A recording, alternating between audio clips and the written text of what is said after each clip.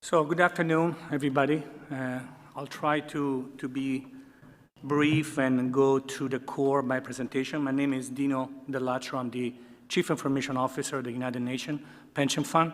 I've been with the United Nations for more than 20 years. I'm based in New York headquarters. And my previous assignment in the United Nations and prior to join the United Nations has always been in internal audit, compliance, and specifically IT audit and cybersecurity. And I'm providing this detail just to explain what I will focus on during my presentation. I will start from the end. In January 2021, we deployed into production a live solution for confirming the proof of existence of the retirees and beneficiaries of the United Nations. This is the announcement that we made in our internet website. And on the right side, you also see the screenshot of the app that we developed for each of our users, retirees and beneficiaries, to install on their device. Very briefly, some data about the United Nations Joint Staff Pension Fund. We have basically 80,000 users that are located in 195 countries around the world.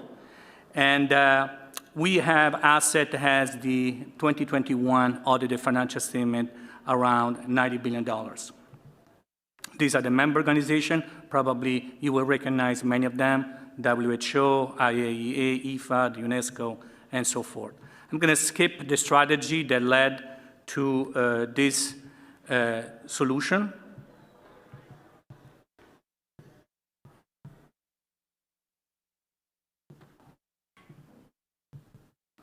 I'm going to also skip just this slide that was intended to show and to confirm that, as it's been said before, adopting a blockchain, implementing a solution is not just a technical effort, but is indeed an effort that involves all areas of an organization. And here I mentioned all the areas that were involved in our project. This, technically speaking, this solution was developed in conjunction with our colleagues in the United Nations International Computing Center, which is an entity of the UN system dedicated to provide IT support to the various UN entities as well as the pension fund. So this is the statement, the problem statement that I received when in 2017 I became CIO of the UN Pension Fund from my former boss.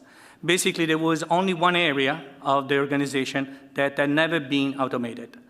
For 70 years, the United Nations Joint Staff Pension Fund had to confirm the existence of its beneficiary, as I said, 80,000 people located in 195 countries, by virtue of sending them a piece of paper, a form, that they were asked to sign and return back to the pension fund. And as you can appreciate, this process was handled using the regular postal service, so the postal service of 195 countries, which unfortunately oftentimes caused delay or actually the no receipt of the form, which ultimately may have ended up in the suspension of the benefit. And the fund, the UN, being a highly regulated internal entity, was always questioned on proving something that is impossible. The question was, how can you prove that there is no fraud? Because with 80,000 people in 195 countries, it was not really possible to verify and confirm that indeed the person was still in existence. And nobody else had, if you will, may have forged that piece of paper. So the solution basically was the problem, and the solution was broken down in 4 proofs: proof of identity authentication, proof of existence, proof of transaction, and proof of location. How did we resolve? How did we go from a paper-based snail mail process to a biometric-based using mobile application? What I basically designed was the idea of unifying the biometric facial recognition technology with a blockchain ledger that would have created an immutable record of each of the transaction process. In so doing, we basically reverse the flow of the process. Rather than being from the fund sending a form to the user that in turn they had to sign and return back through postal services subject to interception and forgery and so forth, we transform the process into a process where the user, by virtue of using the mobile application installed on their device, were sending us confirmation that we're still alive. So the solution basically has been created using smartphone, mobile app, biometric, as I said, facial recognition, and the blockchain. And given also the demographics of our user, our client, we paid attention to ease of use, security, trust, and auditability to make sure that the transaction could have been audited, traced, and tracked at any time independently by our various auditors, internal auditors and external auditors. So what gave input to this, what gave inspiration also was first and foremost the strategy on the adoption of new technology of the Secretary General that was issued in 2018 and specifically made reference to blockchain as well as AI and machine learning, and also to the Sustainable Development Goals of the United Nations itself. So a tangible implementation of a blockchain in support of a sustainable development goal. So I'm going to skip, for a reason of time constraints, the details of the solution. Basically, we use an algorithm developed with the UNICC that reside on an app where the biometric data are always and exclusively under the control of the end user, are never stored or are never transmitted. And then we use Hyperledger Indy. For those of you who are familiar with Hyperledger Indy, it's a specific solution for supporting SSI, what was discussed earlier today. So I'm gonna go a little bit faster just to jump to, we received an acknowledgement from Gartner that they published a case study on our solution, as well as from a trade publication specifically in the world of a pension and investment that recognize the solution, the innovative. But here is the core that I wanted to share with you, the core issue. Being a former auditor, one of the biggest challenges that I had is how do I prove to my governing bodies, to my oversight bodies, that the solution is really reliable and credible? How do I provide assurance? So I went through a series of document standards, such as document from ITU, government from ISO, government from the World Economic Forum, and so forth and so on. But what I really missed was a set of terms of reference that would allow me, first and foremost, to self-assess, and then to prove to my stakeholders, my governing body, the validity of the solution. And that's how I became familiar with the GBA, with Gerard, and ultimately I ended up co-authoring the BMM, the blockchain maturity model, that over here I'm skipping all the details of the solution, just as I said, for reason of time, but I wanted to just show you the first time that I conducted a self-assessment. And this is, apologies for the mind map, that is pretty intense in terms of characters. But basically, at the end of our version 0.1 of BMM a couple of months ago, I self-assessed myself with the BMM that we developed together with Gerard, with Paul, and the other colleagues. And I was able to a certain extent, to demonstrate that the solution that we developed reached at least a level 2 in certain cases, in other cases, level 3 maturity. Just for your information, I also sought additional assurance. I certified the digital CE against the ISO standard 27001 for information security management system, and I'm seeking now to further complement that standard with the ISO 27701 for the personal identifiable information or data privacy. And these are other source of reference that I try to use. And again, that speaks about the, if you will, the challenge that I had in trying to find meaningful standard, meaningful best practices to demonstrate compliance with established professional standard that I believe they're still lacking.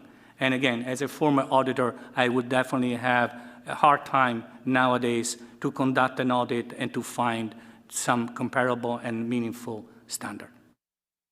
Thank you so much. Do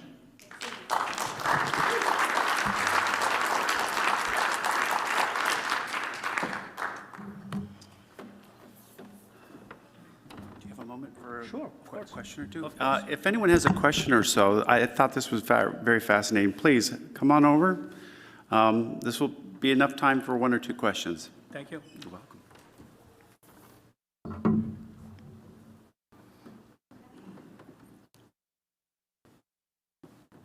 Hello, I'm a podcaster, and my listeners were wondering, can cryptocurrency and blockchain technology bring world peace? Whoa, easy question. Well, as it was said before, definitely I'm speaking here on my personal capacity and not as a representative of the UN.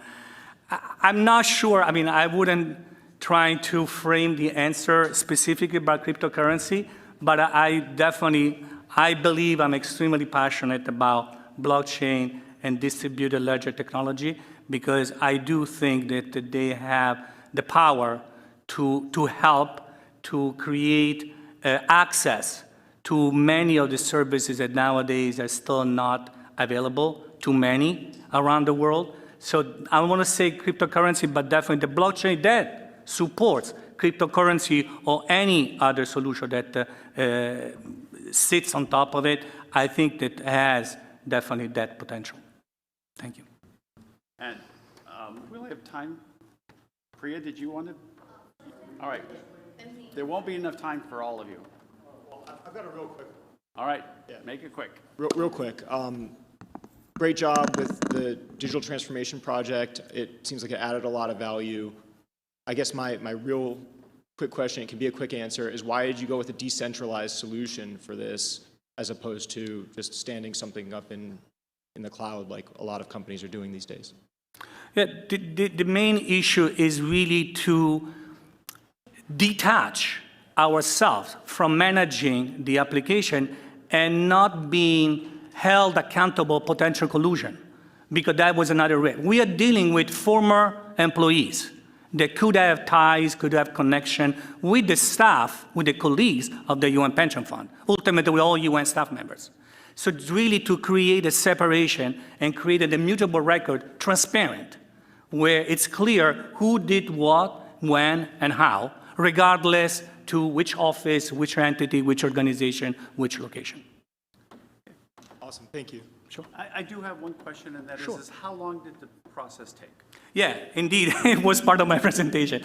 It took 3 years, and actually I had to say, we started a pilot project in 2020, just at the beginning of the pandemic, and we had to basically change completely our approach, but I had to say, ultimately, actually, the pandemic helped us. It forced us to adopt certain approaches that it really sped up the process, and we were able to go live in January 2021. Thank you very much. Sure, thank you.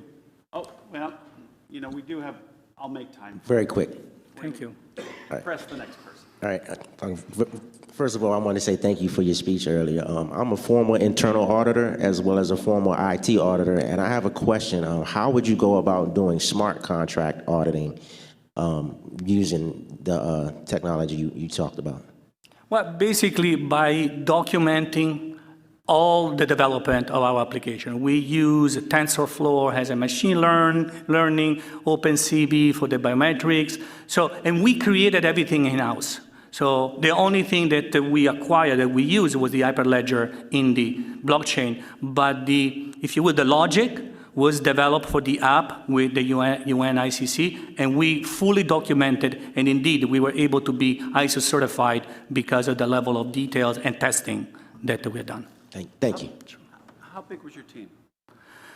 The team was approximately, I would say, between my team that directly reports to me and the team for UN ICC, I would say probably around 20 technical staff members. And as I also mentioned, we also work very closely included in the project team, the representative of the business of the operation. Thank you very much. Thank you.